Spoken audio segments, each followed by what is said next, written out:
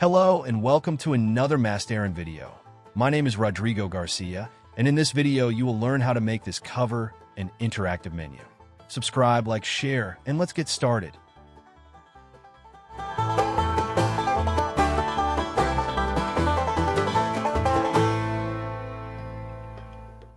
To start, we will look for the background image for our presentation. In this example, I will use an image of New York to create a menu related to tourism in this city. I will change the name of the image to background. We will duplicate the image as many times as necessary. Depending on the number of categories needed in your menu, I will make 3 duplicates. We change the name of the images to identify them. This will be important to be able to make the image cuts.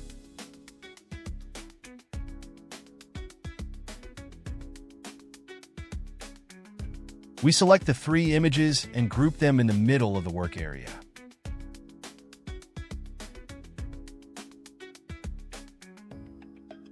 The next thing we will do is place a rectangular shape. The height has to be 7.5 inches. That is the height of the work area. You determine the width, but we will leave space on the left to form the arrow.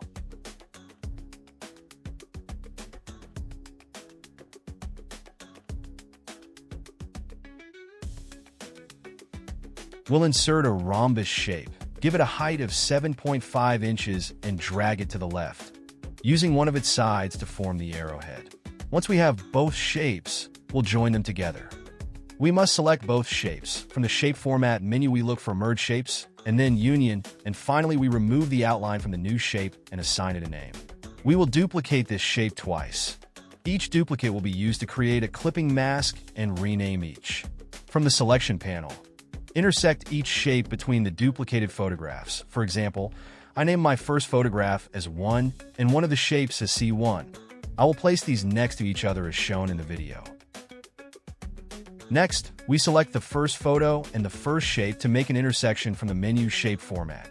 Merge Shapes, Intersect. We will adjust the image color and repeat the process with the second photo and the second shape, and so on for each group of photos and shapes that we have created. Remember that to intersect, we must always select the image first and then the shape.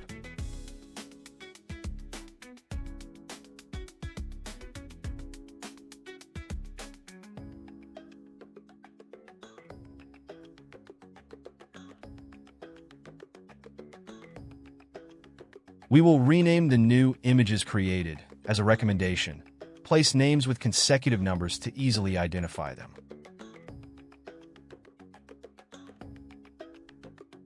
Now we will duplicate the slide and return to slide 1. From here, we will select each of the images and move the clipping mask to the right, leaving it outside the work area. Remember that to select the clipping mask, we place the pointer on the contour of the clipping mask, keeping the Shift button pressed and dragging to the right.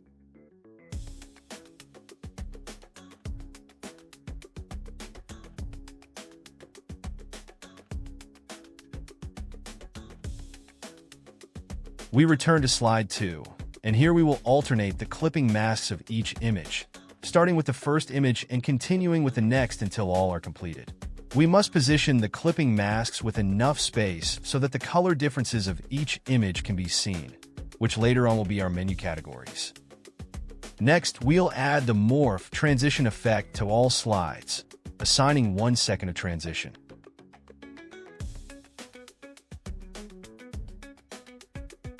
Let's see how our project is coming along. It looks pretty good. Let's add some shadow effects to each image to give the menu some volume. On slide 2, we select all 3 images, navigate to the Picture Shape menu, select Picture Effects, and add a shadow to the left. If you need to adjust the shadow, expand the More Shadow Options option and make the necessary adjustments. Let's see what these settings look like. It looks much better. The next thing we will do is add the text boxes with the titles of each category. Go to the Insert menu, select Text Box and add the box, the title of the category. Add the desired format and rotate it to the left, adjusting its rotation parallel to one of the lines of each of the arrows formed with the images. Duplicate the text box and change the title to whatever we need. Rename each text box to easily identify them. Again, I suggest you name them with consecutive numbers to easily identify them. Once we have renamed the text boxes, we will have to insert them between each image as shown in the video.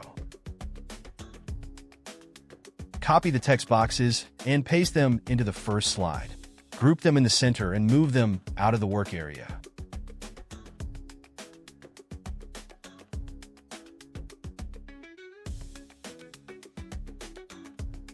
In this slide, we also insert the text boxes between the images. Remember again, we can do this from the selection panel menu found in the Start menu. Let's see what this update we've made looks like. We can see how the text boxes are interspersed between each image, creating an attractive effect. Now, let's add the content boxes for each category.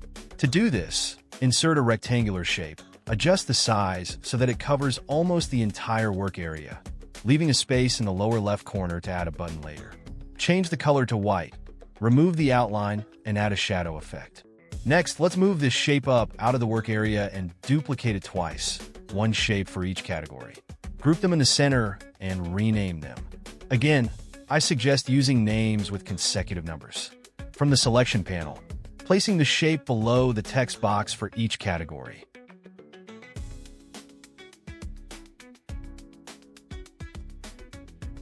Duplicate the second slide 3 times, a new slide for each category.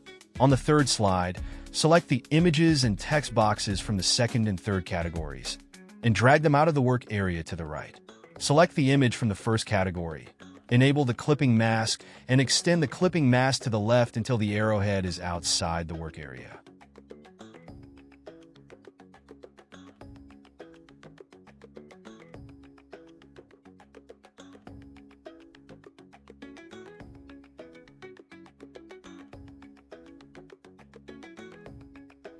Now, select the content box for this category and drag it to the center of the work area. Rotate the category title and place it inside the white shape and position it where you want it to be visible. Repeat the procedure for slide 4, but here move the images and text boxes for the first and third categories out of the work area and enable the clipping box for image 2.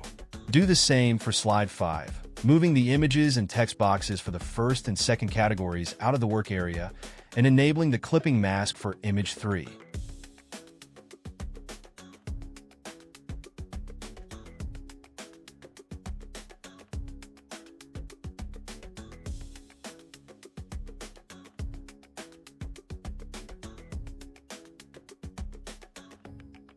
Let's add a new shape that will be our button to go back to slide 2.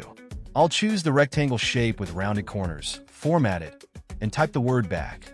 You can also choose an action button to go back or navigate between slides, or create your own buttons. After formatting the button, we'll rename it and insert an action to go back to slide 2. Copy this button and paste it into the other category slides.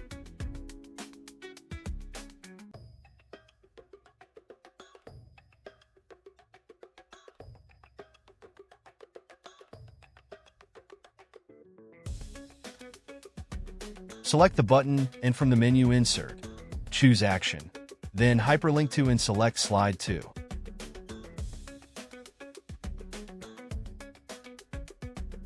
Copy this button and paste it into the other category slides. The last thing we'll do is assign an action to each category title from Slide 2. Select the text box for each category from the selection panel and insert an action to navigate to Slides 3, 4, and 5 respectively. Let's see how our project has turned out and how the navigation between menus is. It looks great. It is fluid and dynamic. In your project, you can add the graphic elements you need in each content box. You can also restrict the presentation and save it as a PowerPoint show to share the non-editable document for the end user. Look for the basic PowerPoint playlist to learn how to do it. That's all for this video. I invite you to subscribe to the channel, like and share it, and we'll see you in the next video. Bye-bye.